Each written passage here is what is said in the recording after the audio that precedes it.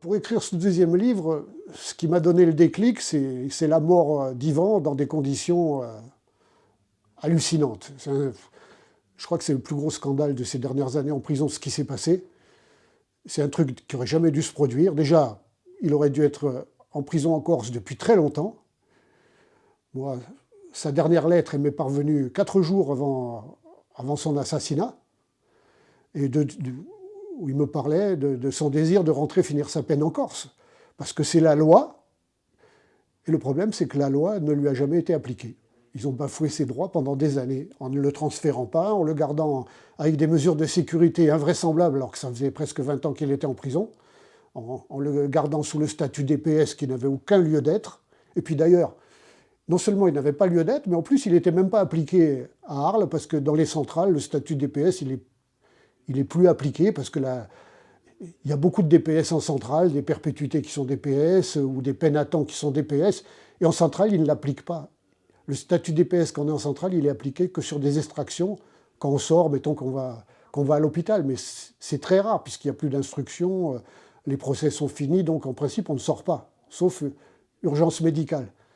Donc son statut il aurait dû être déjà levé depuis très longtemps. Et c'est pour ça que toi, tu as choisi de témoigner sur ton...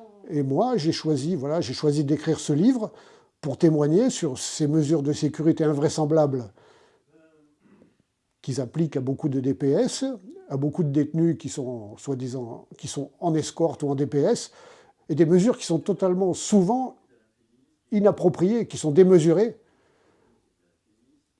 Donc je dénonce un peu tout ça dans le livre, et puis l'évolution des détenus sur 40 ans, puisque le livre part de 1978, ma première incarcération, jusqu'à 2018, ma dernière.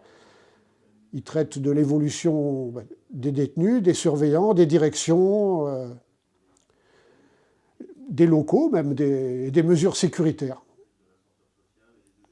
Et je ne suis pas très tendre avec l'administration pénitentiaire, parce que ces dernières années, je suis tombé vraiment sur un ramassis d'incompétents au niveau des directions. Alors le motif de mes incarcérations, depuis le début, c'est principalement appartenance au FLNC pendant une dizaine d'années.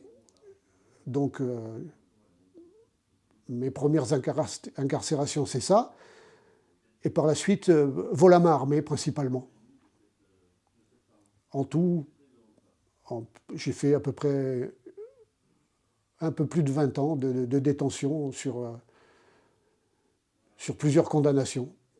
Pour vol à main armée, puisque pour le FLNC, je n'ai jamais été condamné, je n'ai été que amnistié par Mitterrand à l'époque de la loi d'amnistie. Donc je n'ai jamais été condamné pour les attentats que j'ai pu commettre. Je raconte mon parcours, mais je précise bien qu'en aucun cas c'est un exemple à suivre. Pour les jeunes qui pourraient lire ce livre, et puis surtout, ne faites pas comme moi.